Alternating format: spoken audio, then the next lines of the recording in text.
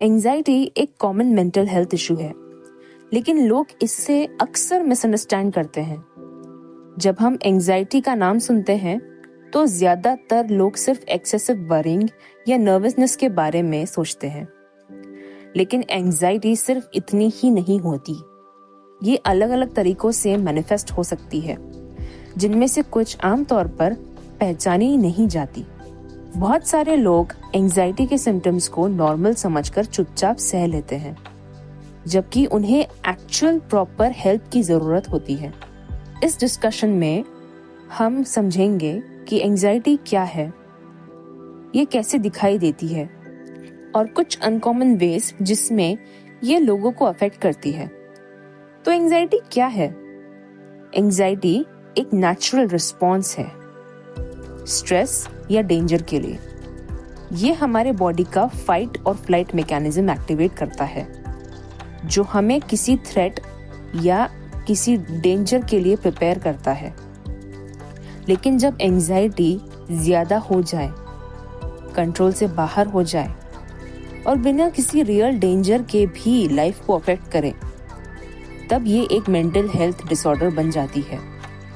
Anxiety disorder होने पर इंसान कॉन्स्टेंटली वरी करता है, फियरफुल फील करता है और उसके थॉट्स, इमोशंस और इवन फिजिकल हेल्थ पे भी इम्पैक्ट पड़ता है।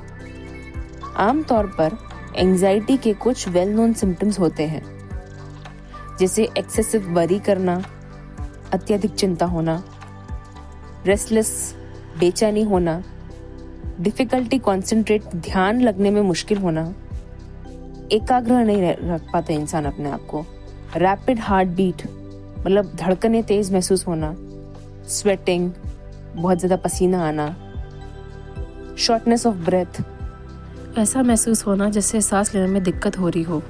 लेकिन एंजाइटी सिर्फ इन्हीं चीजों तक लिमिटेड नहीं है। बहुत से अनकॉमन सिम्टम्स भी होते हैं जो लोग इग्नोर कर देते हैं। उनमें से कुछ अनकॉमन वेज एंजाइटी मैनिफेस्ट कर सकती है कुछ इस तरह हो सकते हैं। पहला, क्रॉनिक फिजिकल पेन और मसल टेंशन। एंजाइटी सिर्फ दिमाग पे नहीं, बॉडी पे भी असर करती है। कुछ लोगों को गले मतलब नेक, शोल्डर, कंधे और जॉ में कांस्टेंट टेंशन महसूस होता है। अनएक्सप्लेन्ड बॉडी पेन होते रहना, ये भी एक सिम्टम है। फ्रीक्वेंट हेडेक्स होना या फिर माइग्रेन होते रहते हैं। स्टमक पेन या डाइजेशन इश्यूज जैसे IBS, इरिटेबल बाउल सिंड्रोम होती है, मतलब पेट साफ नहीं होना या पेट से रिलेटेड इश्यूज। ये सब स्ट्रेस हार्मोन्स के एक्सेसिव रिलीज होने की वजह से होता है। दूसरा, मेमोरी प्रॉब्लम्स और ब्रेन फॉग। एंजाइटी होने पर माइंड कॉन्स्टेंटली ओवर एक्टिव रहता है, जिस वजह से फोकस और मेमोरी वीक हो सकती है। लोग भूलने लगते हैं, कंफ्यूज्ड फील करते हैं या उन्हें लगता है कि दिमाग प्रॉपर्ली काम नहीं कर रहा। तीसरा, फीलिंग डिटैच्ड फ्रॉम रियलिटी, डीरियलाइजेशन और डीपर्सनलाइजेशन होना। सिवियर एंजाइटी वाले लोग कभी कभी फील करते हैं कि वो अपने सराउंडिंग से डिस्कनेक्टेड है। उन्हें लगता है कि वो अपनी बॉडी के बाहर से खुद को देख रहे हैं, दुनिया अनरियल या ब्लरी लग रही है, हर चीज एक सपने जैसा महसूस हो रहा है। ये ब्रेन का एक डिफेंस मैकेनिज्म होता है जो एक्सेसिव स्ट्रेस और एंजाइटी से बचने के लिए एक्टिवेट होता है। चौथा, सडन एंगर और इरिटेबिलिटी। एंजाइटी सिर्फ वरी की फॉर्म में ही नहीं, कभी कभी गुस्से के भी फॉर्म में आती है।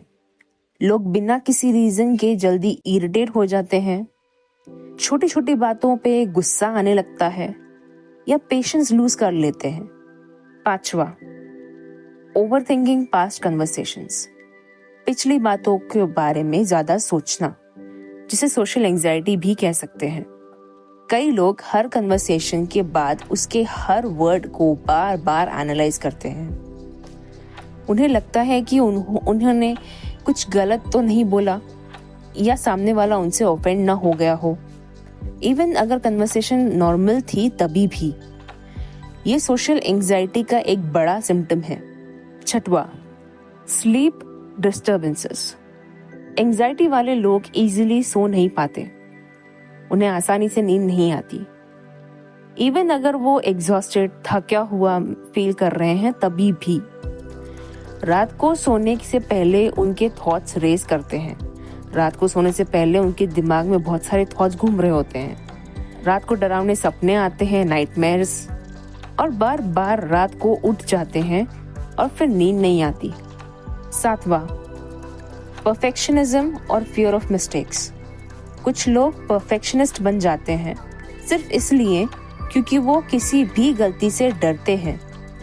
वो हर काम बार बार चेक करते हैं, हर डिसीजन सेकंड गेस करते हैं और फियर ऑफ फेलियर की वजह से प्रोक्रास्टिनेट भी करते हैं। आठवां, अवॉइडिंग रिस्पॉन्सिबिलिटीज और डिसीजंस। कुछ एंग्शियस लोग हर चीज को ओवरथिंक करने की बजाय डिसीजंस लेने से ही बचने लगते हैं। वो मैसेजेस का रिप्लाई डिले करते हैं, इम्पोर्टेंट टास्क पोस्टपोन करते हैं या प्रॉब्लम्स को ही इग्नोर करने लगते हैं। नौवां, एक्सेसिव अपोलोजाइज करना, अत्यधिक माफी मांगना। एंजाइटी वाले लोग अननेसेसरीली सॉरी बोलते हैं, इवन जब कोई मिस्टेक ना हो तभी भी। ये उनका सबकॉन्शियस फियर होता है कि सामने वाला उनसे अपसेट ना हो जाए। 10वां, कॉन्स्टेंट फटीग और एनर्जी ड्रेन।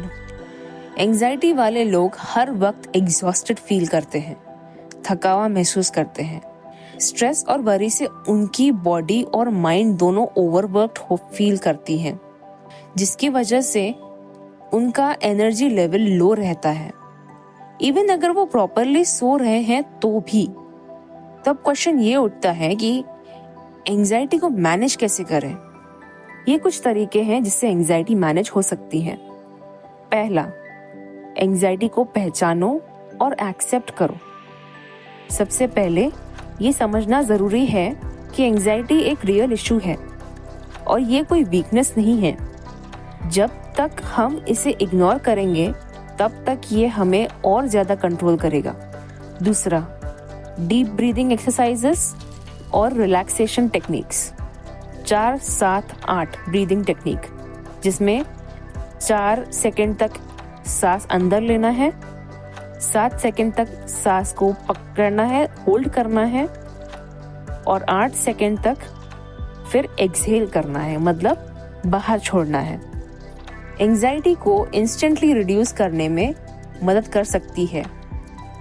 मेडिटेशन और योगा भी बहुत इफेक्टिव हो सकता है। तीसरा, ग्राउंडिंग टेक्निक्स फॉर ओवरथिंकिंग। ज्यादा सोचने की परेशानी के लिए ग्राउंडिंग टेक्निक्स का यूज करना। जैसे जब थॉट्स ओवर एक्टिव हो जाएं, तब 5, 4, 3, 2, 1 टेक्निक ट्राई करके देखो। 5 चीजें देखना, 4 चीजों को टच करना, 3 चीजों को सुनना, 2 चीजें स्मेल करो, 1 चीज टेस्ट करो। इससे फोकस प्रेजेंट मोमेंट में आ सकता है और माइंड काम हो सकता है। चौथा, एक्सरसाइज और फिजिकल एक्टिविटी। एक्सरसाइज से बॉडी में फील गुड हार्मोन्स रिलीज होते हैं जो नेचुरली एंजाइटी को रिड्यूस करते हैं। इवन एक छोटा सा वॉक भी बहुत इफेक्टिव होता है। पांचवा, कैफीन और शुगर कम करना। ज्यादा कैफीन या शुगर से एंजाइटी वर्स हो सकती है क्योंकि ये हार्ट की धड़कनों को बढ़ा सकता है, जिससे रेस्टलेसनेस बढ़ सकता है। छठवा, प्रोफेशनल हेल्प लेना।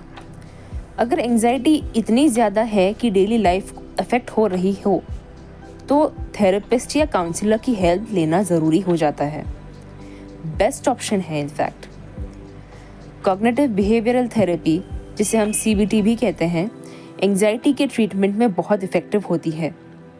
तो आज हमने देखा कि एंजाइटी सिर्फ टेंशन या वरी नहीं है, ये माइंड और बॉडी दोनों पे इफेक्ट करती है, और कभी कभी ऐसे तरीके से जो लोग पहचान नहीं पाते। इसके अलग अलग सिम्टम्स को समझना और एक्सेप्ट करना बहुत ज़रूरी है। जब तक हम एंजाइटी के सिम्टम्स को समझकर उनका उपचार नहीं करते तब तक ये हमारी डेली लाइफ को अफेक्ट करते रहेगी। मेंटल हेल्थ इश्यूज जैसे एंजाइटी को नॉर्मलाइज करना और ओपन कन्वर्सेशंस करना ज़रूरी है। हर किसी को अपनी फीलिंग्स के बारे में बात करने का हक होना चाहिए, बिना किसी जजमेंट के। अगर आप या आपके आसपास के लोग में से कोई भी एंजाइटी से स्ट्रगल कर रहा हो तो उन्हें सपोर्ट और अंडरस्टैंडिंग देना हमारा फ़र्ज़ है। हमारे सोसाइटी में मेंटल हेल्थ के इश्यूज़ को समझने और उनका प्रॉपर ट्रीटमेंट करना टाइम की ज़रूरत बन गया है। एंजाइटी को मैनेज करना मुमकिन है, बस ज़रूरत है अपने आप को समझना और प्रोफेशनल हेल्प लेने की। हम सबको अपने मेंटल हेल्थ को प्रायोरिटी देनी चाहिए, क्योंकि एक हेल्दी माइंड ही एक हेल्दी लाइफ की तरफ ले जाता है। That's it for today. Thank you for watching. See you in the next video.